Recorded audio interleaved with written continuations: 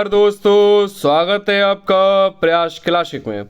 उम्मीद है आप स्वस्थ होंगे, मस्त होंगे। आज मैं आपके समक्ष लेके आया हूँ यूपी डीएलएड से संबंधित तृतीय सेमेस्टर का संस्कृत पेपर।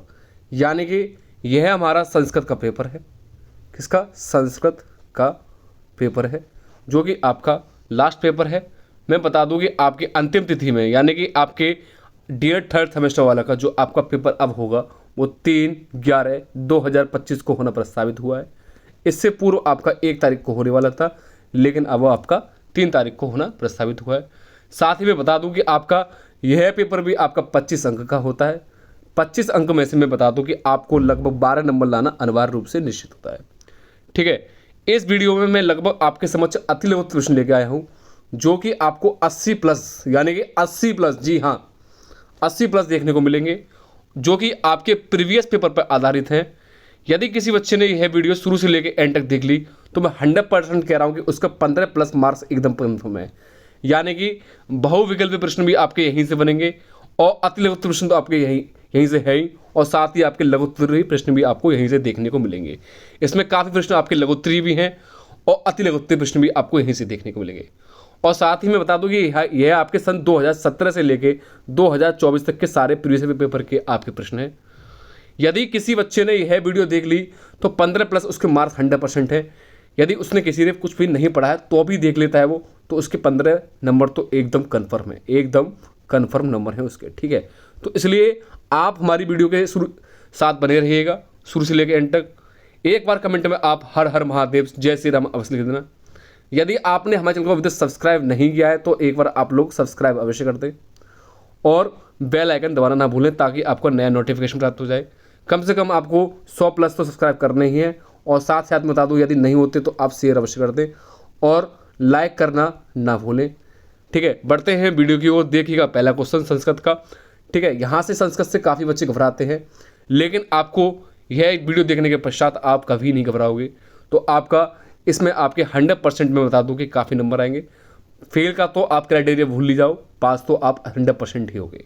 देखिएगा फर्स्ट प्रश्न ही आपका 2024 में पूछा हुआ है, सेकंड भी 2024 में, अगला भी 2024 में पूछा प्रश्न है। क्या कहता है? गुण संधि का सूत्र लिखिएगा। तो गुण संधि की मैं बात करूँ तो इसका सूत्र होता है आधा गुण या आध गुण, यानी कि आधा गुण होता है या गुण संधि होता है। तो मैं बता दूं कि आपका गुण संधि हो को आपका ये पूछा जाता है कि आधा गुण सूत्र है। साथ में बता दूं कि आपका वृद्धि संधि का भी पूछा जाता है। वृद्धि संधि का है वृद्धि रेखी। नेक्स्ट मैं बात कर दूं कि आपका दीर्घ संधि का काफ़ी बार पूछा गया है कि दीर्घ संधि का आपका सूत्र क्या होगा, तो आप कह दोगे अकहा सर्वड़ा सर्वड़ा दीर्घ। यह आपका काफ़ी बार पूछा गया है, अका सर्वड़ा दीर्घ।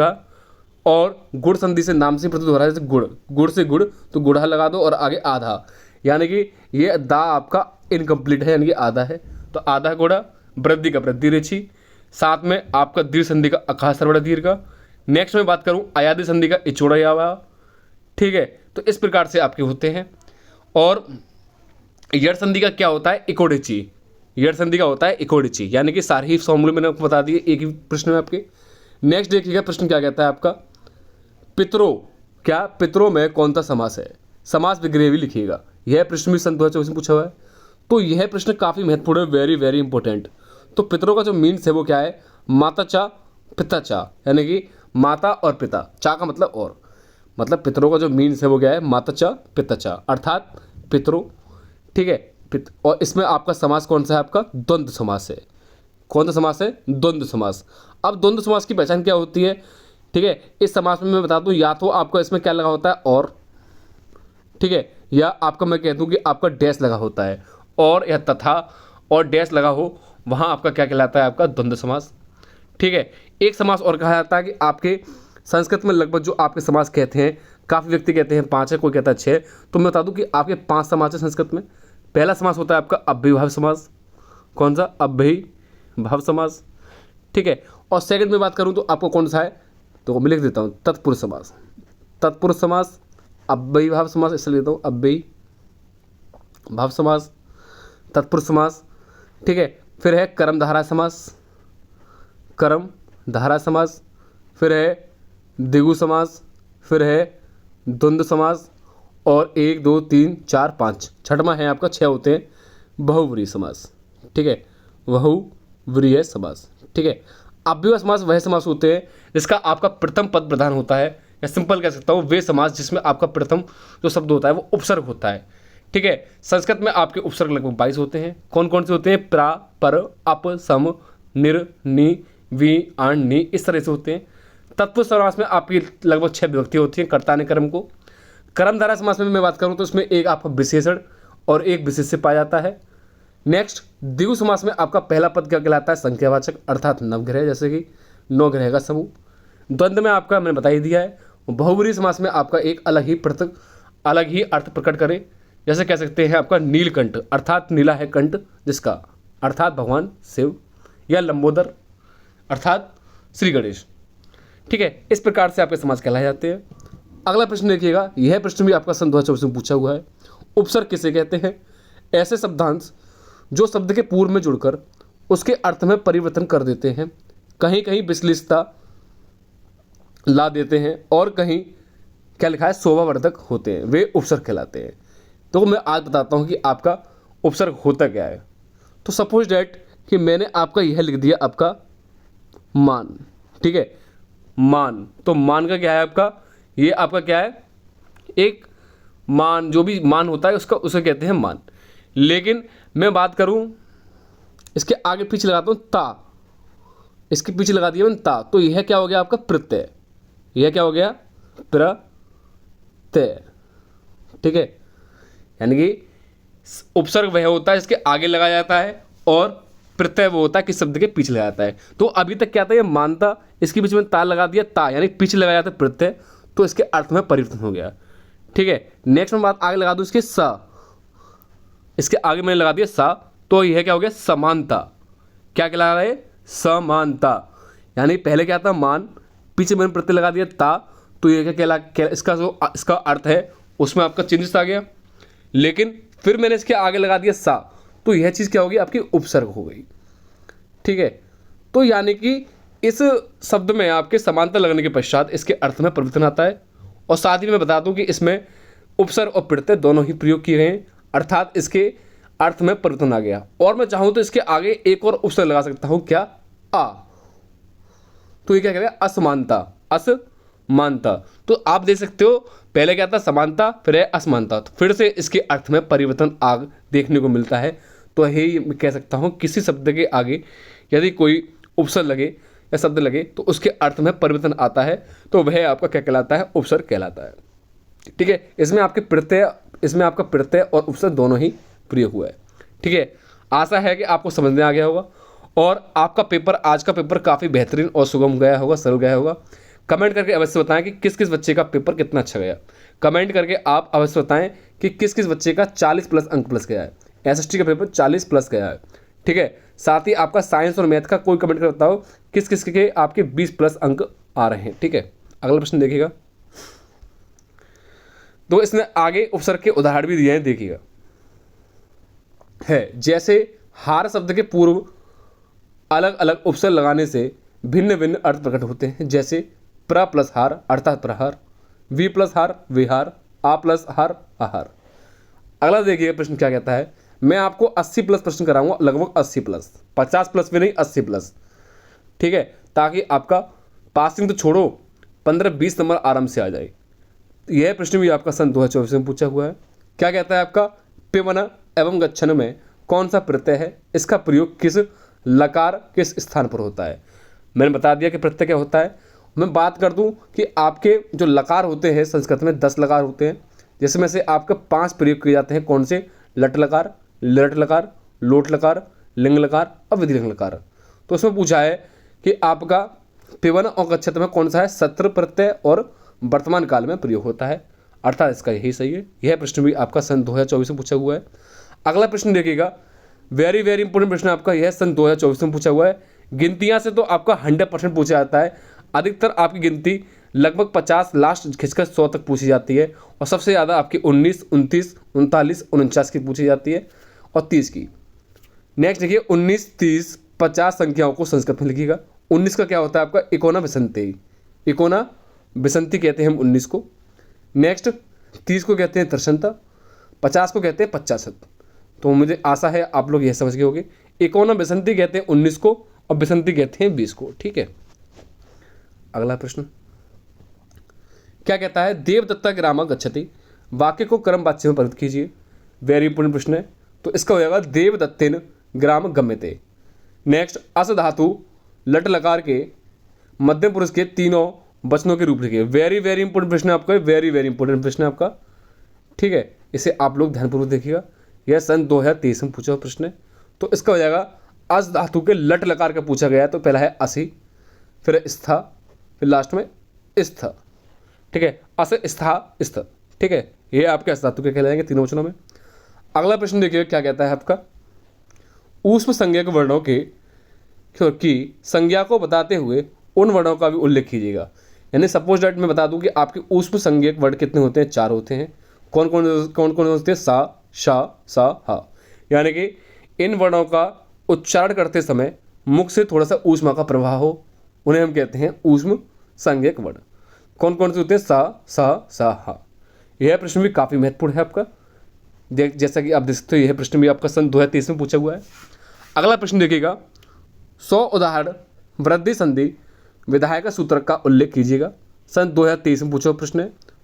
तो मैं बता दूं कि वृद्धि संधि का, जैसे मैंने बताया था ऊपर कि वृद्धि संधि का आपका सूत्र क्या होता है, वृद्धि रेची। तो इसका आपका क्या कहेगा, वृद्धि रेची या वृद्धि रेची। अगला देखिएगा प्रश्न, 18 से 20 तक की संख्याओं को संस्कृत में लिखिएगा। जैसे कि मैंने बताया कि 50 से ऊपर संख्या कम पूछता, ज़्यादा 100 से। यानी कि आपको 18, 19, 20, 19, 39, 29, 30, 40 और 50, यह गिनती तो आपको आनी ही चाहिए। तो 18 को कहते हैं हम अष्टादशा, 19 को नवदशा या इकोनविंशति। 19 को हम इकोनविंशति के नाम से भी जानते हैं और नवदशा के नाम से भी जानते हैं। नेक्स्ट 20 को कहते हैं विंशति। ठीक है, अगला प्रश्न क्या कहता है, पीताम्बरा शब्द का विग्रह पुरस्कर समास का नाम लिखिएगा। यानी कि पीताम्बर में कौन सा समास है, काफ़ी महत्वपूर्ण प्रश्न है अभी। तो पीताम्बर में क्या है आपका, बहुव्रीहि समास। अर्थात कह सकते हैं पीले है वस्त्र, पीले है वस्त्र जिसके, कौन है आपके, कमेंट करके बस बताएं। यानी कि जिसमें कोई अन्य अर्थ प्रकट करे वहाँ आपका बहुव्रीहि समास कहलाता है। नेक्स्ट देखिएगा, वेरी वेरी इंपोर्टेंट प्रश्न है, वेरी वेरी इंपोर्टेंट प्रश्न है आपका, 2023 में पूछा हुआ है। अबिता परता शब्दों के योग में किस विभक्ति का प्रयोग किया गया है। तो किसका किया गया है, द्वितीय विभक्ति का प्रयोग किया गया है, द्वितीय विभक्ति का। जैसे कि आप एग्जाम्पल दे सकते हो, तो अबिता, तो किस, अबिता परता, तो इसमें ग्रामम अबिता वनम अस्ति। नेक्स्ट नगमा नगरम परता जलम अस्ति। अगला प्रश्न देखिए क्या कहता है आपका, नदी शब्द के प्रथम व्यक्ति के तीनों वचनों के रूप लिखिएगा। सन 2023 में पूछा हुआ है, काफ़ी महत्वपूर्ण है। नदी नद्यो नद्या, नदी नद्यो नद्या, वेरी वेरी इंपोर्टेंट प्रश्न है आपका ये भी। अगला प्रश्न क्या कहता है, या 19 होगा। ठीक है, 19 संख्या को संस्कृत में लिखिएगा। 2022 में पूछा। देखो 19 शब्द काफ़ी बार पूछा गया है, तो इसलिए आप इसे वेरी इंपोर्टेंट लिख लें। तो 19 को हम क्या कहते हैं, इकोना विंशति या उनविंशति। ठीक है, इकोना विंशति। काफ़ी लोग इकोना विंशति को 29 लगा देते हैं, लेकिन वह सरासर गलत है। इकोना विंशति को हम 19 कहते हैं, ना कि 29। नेक्स्ट, नमः के योग में कौन सी विभक्ति लगती है। 2022 में पूछा प्रश्न है, कौन सी लगती है, चतुर्था विभक्ति लगती है। अगला, पट धातु के लोट लकार प्रथम पुरुष के रूप में लिखिएगा। 2022 में पूछा हुआ प्रश्न है। तो इसका है पठतु पठतात पठताम पठन्तु। सिंपल कह सकते हैं पठतु पठताम पठन्तु। यह पट धातु के लोट लकार के प्रथम पुरुष के रूप है। नेक्स्ट प्रश्न है, चौमासा में कौन सा समास है। 2022 में पूछा हुआ है।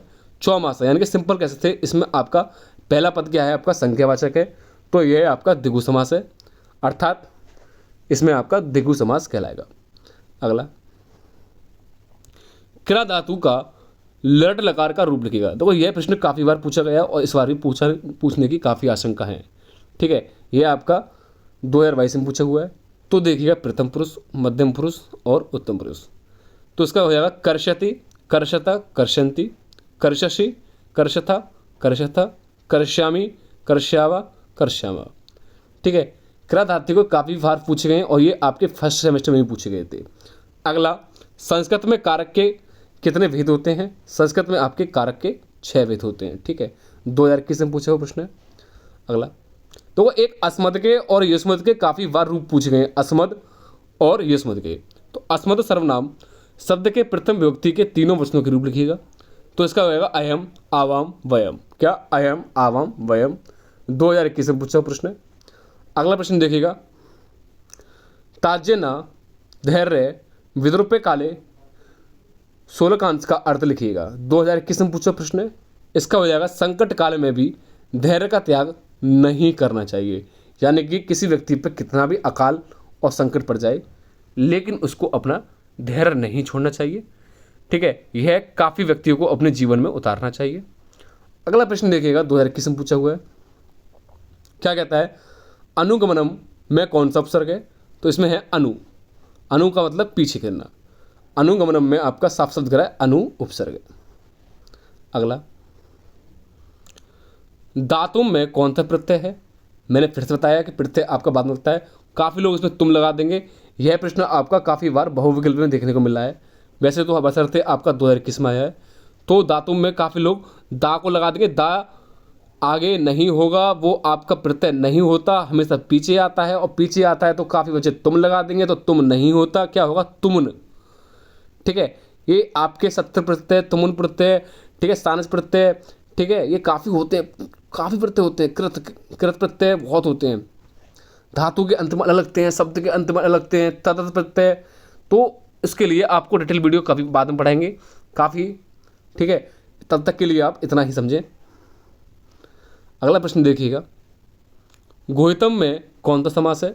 2021 में पूछा हुआ है। कौन सा? तत्पुरुष समास है। अगला, दीर्घ संधि का सूत्र लिखिएगा। 2022 और 2019 में यदि आपको ध्यान हो, फर्स्ट क्वेश्चन में मैंने आपका यही प्रश्न आपका समझाया था, तो जिसमें पूछा गया था कि गुण संधि का आपका सूत्र क्या है। उसी के साथ मैंने समझाया था कि आपके शेष संधियों के नाम आपके किस सूत्र का क्या नाम है। तो इसका होता है अका सर्वड़े दीर्घ। दीर्घ संधि का सूत्र का नाम है अका सर्वड़ा दीर्घ। ठीक है, अगला प्रश्न देखिए क्या कहता है आपका। प्रश्न नंबर जो भी है नेक्स्ट, सह, साकम, समम, सारदम शब्दों के योग में किस व्यक्ति का प्रयोग किया गया है? तो तृतीय व्यक्ति का प्रयोग किया गया है। 2019 में पूछा हुआ है। अगला, न्यायता पता परवचलंती पदम नाधीरा, श्लोकांश का अर्थ लिखिएगा। तो इसमें बोला सज्जन पुरुष न्याय के मार्ग में चलते हुए भी कभी विचलित नहीं होते। यह प्रश्न भी आपका सन 2019 में पूछा हुआ है। ठीक है, देखा गया है। अगला प्रश्न देखिएगा, सन 2017 में पूछा हुआ है। नायका का संधि विच्छेद कीजिए तथा संधि का नाम लिखिएगा। 2017 में पूछा गया है। तो ने काफ़ी लोग लगा देंगे ऐसे ना प्लस अक, तो यह सरासर गलत है। तो इसका होगा ने प्लस अकहा, तो अर्थात नायका। इसमें आपके अयादि संधि का प्रयोग किया गया है, अर्थात इसका सूत्र क्या होता है? इचोड़ा यावया। ठीक है, अगला, गम धातु में कित्वा, हालांकि त्वा प्रत्यय होता है, कित्वा प्रत्यय लगाकर शब्द बनाइएगा। 2017 में पूछा गया है। तो इसका बनेगा धातु प्रत्यय शब्द, गम प्रत्यय लगाए कित्वा तो बना गत्वा। क्या बनता है? गत्वा। अर्थात सिंपल कह सकते हैं गम धातु का कित्व प्रत्यय लगाकर हमारा गत्वा का निर्माण होता है। ठीक है, अगला प्रश्न देखिएगा, अक प्रत्याहार के अंतर्गत कौन कौन से वर्ड आते हैं? 2017 वाला पूछा गया। वेरी वेरी इंपॉर्टेंट है। मैं बात करूँ कि हिंदी में आपका अलग होता है और यहाँ आपका संस्कृत में लगभग आपके 42 प्रत्याहार होते हैं, जो कि आपके 14 महर्षि सूत्र के अंतर्गत देखने को मिलते हैं। 14 महर्षि सूत्र के आपके भगवान शिव के डमरू से बचने के कारण से हुए थे। ठीक है, यही आपके 14 महर्षि सूत्र कहलाते हैं। 14 महर्षि सूत्र कहलाते हैं, जिसके अंतर्गत आपके 42 प्रत्याहार आते हैं। जिसमें आपके इसने पूछ लिया कि अक प्रत्याहार के अंतर्गत कितने वर्ड आते हैं और कौन कौन से आते हैं। तो आपके कौन से आते हैं? आ, ई, उ, ऋषि, ला। ये कौन से होते हैं? आपके अक प्रत्याहार के अंतर्गत यह प्रत्याहार आते हैं। टोटल प्रत्याहार आपके संस्कृत में 42 हैं और 14 क्या है आपके? महेश्वर सूत्र। जी हाँ, कहीं कहीं आपके 42 वर्तमान में 44 भी कर दिए गए। ठीक है, अगला प्रश्न, गम धातु में कोई दो उपसर्ग लगाकर शब्द बनाइए। 2017 में पूछा गया है। गम धातु में उपसर्ग लगाकर बने हुए शब्द। तो गम में हमने अनु लगाया तो क्या बन गया? अनुगमनम। ठीक है, उपसर्ग हमेशा शब्द के आगे लगता है, गम धातु में प्रत्यय लगाया तो क्या बनाया, प्रतिगमनम। ठीक है, इस प्रकार से हम लगा सकते हैं। अगला प्रश्न देखिएगा क्या कहता है प्रश्न नेक्स्ट, 2016 में पूछा हुआ है। पितृ शब्द रूप पंचमी व्यक्ति के तीनों वचनों में लिखिएगा। 2016 में पूछा हुआ प्रश्न है। तो क्या बनता है, पितहु, पितृभ्यम और पितृव्य, यानी कि पितृ जो यानी अर्थात पिता के आपके पंचमी व्यक्ति के तीनों वचनों रूप हैं, पितहु, पितृभ्यम और पितृव्य। नेक्स्ट, झलाम जसंते किस संधि का सूत्र है, उसकी परिभाषा उदाहरण लिखिएगा। काफ़ी महत्वपूर्ण है, वेरी इंपॉर्टेंट है, पहले काफ़ी बार पूछा जाता था, जैसा कि आप लोग देख सकते हो 2016 में भी यह प्रश्न में पूछा गया है। तो ये जसत्व संधि होती है, कौन सी, जसत्व संधि, यानी कि सिंपल बोलूं कि आपकी जो संधियाँ होती हैं, स्वर संधि, व्यंजन संधि और कौन सी आपकी विसर्ग संधि। तो स्वर संधि के अंतर्गत आपकी कौन कौन सी आती हैं, जैसे बताया था आपकी गुण संधि, वृद्धि संधि। ठीक है, गुण संधि हो गई आपकी, सेकंड आपकी वृद्धि संधि हो गई, उसके बाद आपके कह सकता हूँ कौन सी, दीर्घ संधि, हालांकि फर्स्ट दीर्घ संधि होती है, फिर यड़ संधि, फिर आयादी संधि, फिर पूर्व रूप संधि, है ना, फिर आपकी कह सकता हूँ प्रकृति भाव संधि, यह होती है आपकी स्वर में। नेक्स्ट विसर्ग में कौन सी होती है आपकी, जसत्व संधि, सटत्व संधि, ये आपने पढ़ी होंगी काफ़ी, तो उसी का आपका ये झलाम जसंते आपका फॉर्मूला है। ऐसी आपके विसर्ग में अलग होती हैं संधि प्रकार।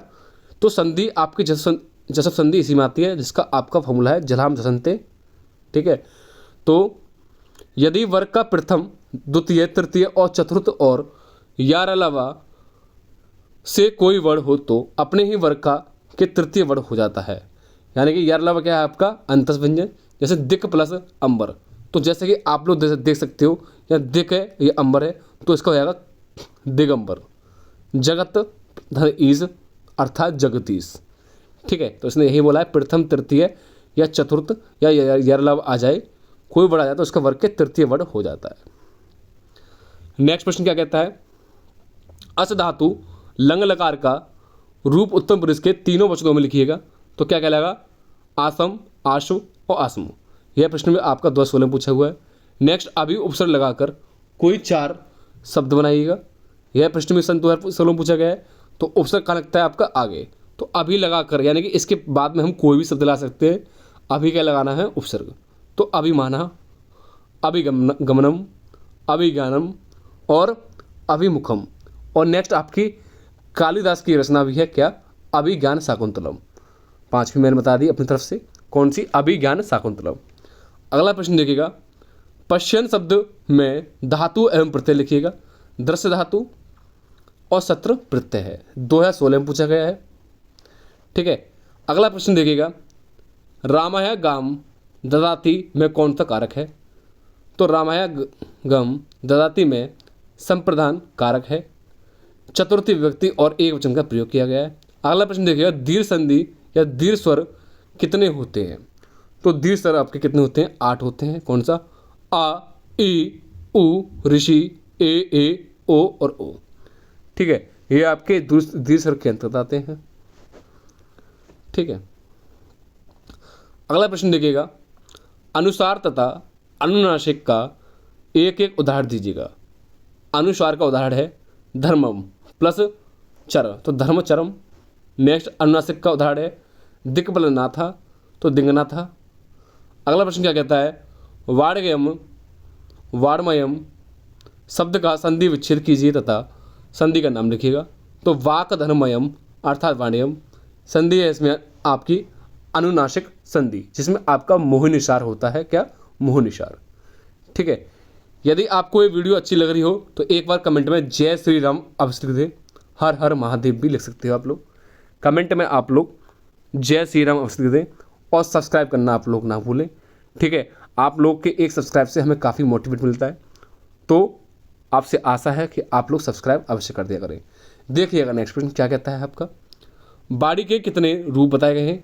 बाड़ी के 4 रूप बताए गए हैं। पहला, परा, पश्यंती, मध्यमा और वैरवरी। अगला, वर्ण कितने प्रकार के होते हैं। वर्ण 2 प्रकार के होते हैं, स्वर और व्यंजन। स्वर अपने स्वयं की सहायता से बोले जाते हैं और व्यंजन आपके स्वर की सहायता से बोले जाते हैं। नेक्स्ट, हा का उच्चारण स्थल क्या है? कंठ। यानी कि जैसे कि आपको ज्ञात होगा कि आपका का वर्ग बोल रहा हूँ ना कि वर्ग, का वर्ग, ठीक है, ऐसे सुनेंगे का वर्ग, चा वर्ग, टा वर्ग, ता वर्ग और पा वर्ग। तो का वर्ग में जितने भी वर्ड आते हैं, का, खा, गा, घा और लास्ट उसमें हा भी आता है, तो उसमें आपके प्रत्येक वर्ग में आपके 5-5 वर्ड होते हैं। कितने? 5 वर्ग। यानी कि स्वर व्यंजन में आपके 5 वर्ग होते हैं, प्रत्येक वर्ग में आपके 5 वर्ड होते हैं। यानी का वर्ग में 5 वर्ड हो गए, चा वर्ग में 5 वर्ड हो गए और उसमें हो गए, टोटल मिला के आपके 25 वर्ड होते हैं।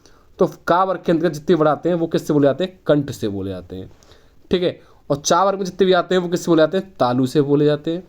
नेक्स्ट, कंठ तालु, और ये आपके मूर्धा से बोले जाते हैं, टा वाले, और ये ता वाले दंत से बोले जाते हैं, और चा वाले आपके ओष्ठ से विकृत होते हैं अर्थात बोले जाते हैं।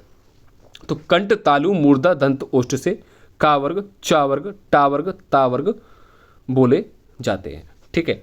नेक्स्ट आपका ई, या और सा और हा, यह है आपके अलग अलग स्वतंत्र से बोले जाते हैं। अगला देखिएगा, तो काफ़ी मैंने समझा दिया, तो आपको अब प्रश्न बनाने में काफ़ी आसानी होगी। देखिएगा प्रश्न क्या कहता है अगला। टा वर्ग का उच्चारण स्थान है, अभी बताया था मैंने, कंठ तालु मूर्धा, तो का वर्ग, चा वर्ग, टा वर्ग, तो यह है आपका मूर्धा से बोला जाएगा। चा वर्ग का उच्चारण कंठ तालु मूर्धा दंत ओष्ठ, तो का वर्ग और चा वर्ग, तो यानी कि चा वर्ग दूसरे पे ही है, तो मैंने क्या बोला? कंठ तालु, तो ये किस बोला? तालव्य से अर्थात तालु से। अगला पा वर्ग, तो ओष्ठ से बोला जाएगा लास्ट वाला। अगला प्रश्न देखिएगा, ता धा धा धा ना। पहली बात तो यह देखिए ये किस में आते हैं? ता था धा धा ना, ये आपके ता वर्ग में आते हैं। तो ता वर्ग किससे बोले जाते हैं? आपके दंत से ही बोले जाते हैं ओबियसली, ठीक है। तो अर्थात यह प्रश्न काफ़ी वेरी इंपॉर्टेंट है सारे। अगला, अशुद्ध उच्चारण का कोई एक उदाहरण लिखिए, बताइएगा। जैसे माता पिता बीच में डैश लगाए, तथा परिवजनों का अशिक्षित होना, यह आपका क्या है? अशुद्ध उच्चारण का एक उदाहरण है। अगला प्रश्न है, संधि के मुख्य रूप कितने भेद हैं? तो कितने हैं आपके संधि के? 3 भेद हैं। संधि के 3 भेद होते हैं। अगला, गुण संधि किसे कहते हैं? हर्ष और दीर्घ आ या आ के पश्चात यदि ई, उ, ऋषि और ला में से कोई भी स्वर आता है तो इन वर्णों के स्थान पर क्रमशः ए, ओ, अर और अल हो जाते हैं, तो उसे गुण संधि कहते हैं। अगला प्रश्न, व्यंजन संधि किसे कहते हैं? वेरी वेरी इंपॉर्टेंट है आपका ये। जहाँ किसी व्यंजन का किसी वाद वाले व्यंजन के साथ मेल होता है तथा परस्पर मिलने से जो परिवर्तन होता है उसे हम क्या कहते हैं? व्यंजन संधि कहते हैं। अगला प्रश्न, विसर्ग संधि किसे कहते हैं? जहाँ विसर्गों के साथ, यानी कि ऐसे विसर्ग, ये 2 डैश होते हैं, अर्थात सांप, जैसे सांप काट लेता है, वही आपका विसर्ग संधि का आपकी पहचान होती है। जहाँ विसर्ग संधि या विसर्गों के साथ स्वर या व्यंजन के मिलने से कोई विकार होता है तो तब विसर्ग संधि कहते हैं। अगला, समास के कितने भेद होते हैं? यहाँ आपका 5 बता दिए, हालांकि 6 होते हैं, ठीक है। अगला, द्वंद्व समास क्या है? यह मैंने आपको ऊपर बता दिया है कि आखिर क्या होता है, तब भी हम देख लेते हैं। इस समास के दोनों पद प्रधान होते हैं, यानी प्रथम पद और उत्तर पद, यानी पूर्व पद और उत्तर पद दोनों ही पद आपके प्रधान होते हैं। नेक्स्ट, दोनों पदों का संबंध जोड़ने के लिए चा का प्रयोग होता है। जैसे कि आपको पता हो, पहले आपको मैंने बता दिया कि पितरों, तो पितरों का मतलब क्या है? आपका माता चा और पिता चा, ठीक है। और यहाँ आपका उदाहरण भी दिया है, देखो इस तरीके के। नेक्स्ट, द्वंद्व समास के कितने भेद होते हैं? द्वंद्व समास के 3 भेद होते हैं। अगला प्रश्न है, द्विगु समास किसे कहते हैं? यानी कि जिसका पहला पद क्या हो? संख्यावाचक, यानी कि संख्या से संबंधित हो, जैसे नव और ग्रह, अर्थात 9 ग्रहों का समूह, उसे द्विगु समास कहते हैं। इसे बोला त्रिलोकी, यानी कि 3 लोकों का स्वामी। अगला, समास का क्या अर्थ है? तो समास का अर्थ है संक्षेपीकरण, अर्थात किसी भी आपको कोई भी आपका शब्द हो या कोई भी व्याख्या हो, उसको हम जितना छोटा रूप में बताएं वही कहलाता है आपका समास, ठीक है। काफ़ी बार पूछा गया है कि आपका समास का जो विलोम है अर्थात विपरीतार्थी है, वो क्या आपका व्यास है। क्या? व्यास। ये काफ़ी बार आपका ऑब्जेक्टिव में पूछा गया है कि समास का विलोम क्या कहलाता है, तो आपका व्यास कहलाता है। और किसी भी आपकी परिभाषा को छोटे से छोटे रूप में लिखना, अर्थात संक्षेपीकरण करना, या सिंपल कह दूं कि समास का जो शाब्दिक अर्थ है वो संक्षेप है, तो वही आपका समास का अर्थ है। जैसे कि इसने परिभाषा दे दी है, देखो, 2 या 2 से अधिक सार्थक यानी कि कह सकता हूँ कि किसी का आपका अर्थ निकले, शब्दों को मिलाकर एक समस्त सार्थक स्वतंत्र शब्द बने तो उसे हम क्या कहते हैं, समास कहते हैं। अगला, कर्मधारय समास किसे कहते हैं? जो सामासिक पद विशेषण, विशेष्य व उपमा और उपमेय से मिलकर बनते हैं वे कर्मधारय समास कहते हैं। जैसे नीलकमल, यानी कि नील और कमल, या सिंपल कह सकता हूँ कि आपका जिसमें आपका एक विशेषण हो और एक विशेष्य हो। इसमें यह काफ़ी बार पूछा गया है कि घनश्याम में कौन सा समास है, घनश्याम में कौन सा समास है। तो कमेंट करके बस बताओ कि घनश्याम में आखिर कौन सा समास है। अगला, तत्पुरुष समास। इसमें उत्तर पद प्रधान होता है। प्रथम पद में द्वितीया से लेकर, कहाँ से, द्वितीया से लेकर सप्तमी तक विभक्तियाँ होती हैं। इसका विग्रह विभक्ति के अनुसार ही किया जाता है, जैसे राजा पुत्र, ठीक है, अर्थात राजा का पुत्र। अगला देखिएगा, बहुब्रीहि समास। काफ़ी बार बता दिया मैंने आपको वीडियो में ऊपर, तो सिंपल कह सकते हैं इसमें दोनों पद प्रधान होते हैं तथा दोनों पद पर किसी तीसरे पद की विशेषता बताते हैं, जैसे दशानन, अर्थात 10 स्वर वाला, सिंपल कह सकते हैं अर्थात राजा रावण या रावण कह सकते हैं, 10 स्वर वाला। अगला, बहुब्रीहि समास के कितने भेद होते हैं? 2 भेद होते हैं। नेक्स्ट, ने धन अका में कौन सी संधि है? काफ़ी बार पूछ लिया, फिर से पूछा आपका, तो वेरी इंपॉर्टेंट है आपका। तो कौन सी होगी? अयादि।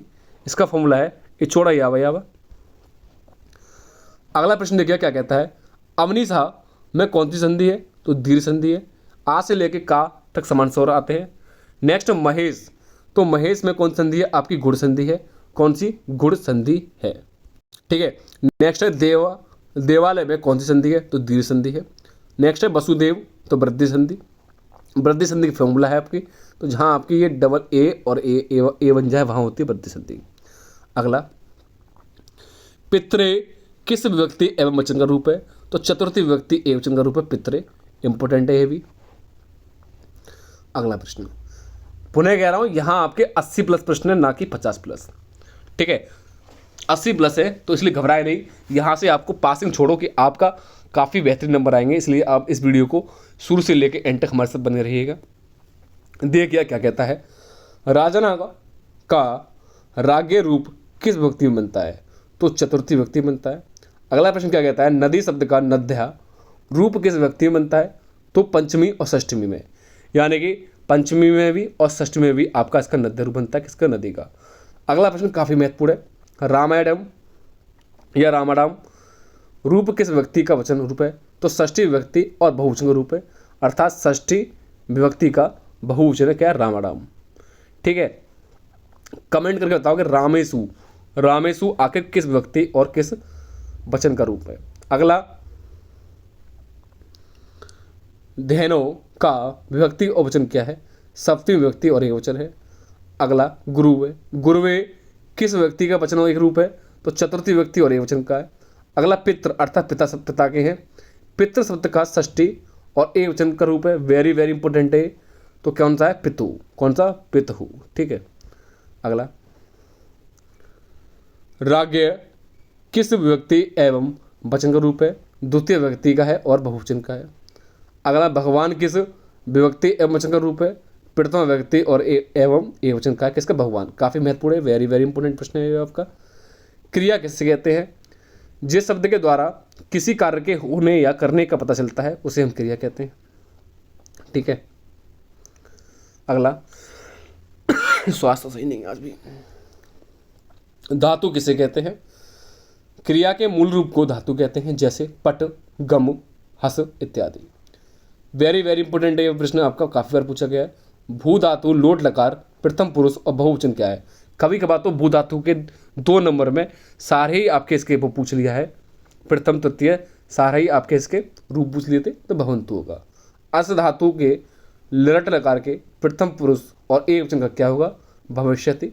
गम धातु के विधिलिंग लकार उत्तम पुरुष का क्या होगा? गच्छेम। मैं बता दूं यह काफ़ी बार पूछा गया है कि वेद किस लकार से संबंध करता है? लेट। किसे? लेट। हालांकि लेट पढ़ा नहीं जाता, 5 पढ़े जाते हैं, जिसमें से आपके लट लकार, लट लकार, लोट लकार, लंग लकार और विधिलिंग लकार। तो लेट से संबंधित पूछा गया है कौन सा? वेद। यह पूछा जाता है कि वेद किस लकार से संबंध रखता है? तो लेट से रखता है, किससे? लेट से, ठीक है। अगला, पट धातु के विधिलिंग लकार मध्यम पुरुष एक वचन का रूप लिखेगा तो पट है। नेक्स्ट, पीताम्बर में कौन सा समास है? पीले वस्त्र अर्थात कौन सा भगवान बताइएगा कमेंट करके, बहुब्रीहि समास। और लास्ट प्रश्न है आपका इस वीडियो का, पितरों में कौन सा समास है? द्वंद्व समास। यहीं से आपकी गणना शुरू हुई थी। तो पितरों में क्या है आपका? द्वंद्व समास है। द्वंद्व समास में यानी कि पितरों का जो अर्थ होगा क्या होगा आपका? माता चा और पिता चा। ठीक है, यहाँ आपके 80+ प्रश्न हो चुके हैं। कितने? 80+ प्रश्न। यदि संस्कृत वाले बच्चों ने किसी ने भी आपका यह वीडियो शुरू से लेकर एंड तक देख ली तो उसके 100% मैं कह सकता हूँ कि 15+ नंबर एकदम कन्फर्म है। ठीक है, तो आप इस वीडियो को शुरू से लेकर एंड तक अवश्य देखिएगा। एक बार आप लोग कमेंट में जय श्री राम अवश्य लिख देखिएगा, जय श्री राम। और साथ ही मैं बता दूं, यदि आपने हमारे चैनल को अभी तक सब्सक्राइब नहीं किया है तो कृपया करके आप लोग सब्सक्राइब अवश्य कर लें ताकि हमें मोटिवेशन प्राप्त हो जाए। और शेयर करना न भूलें क्योंकि अब आपका पेपर 3 तारीख को है।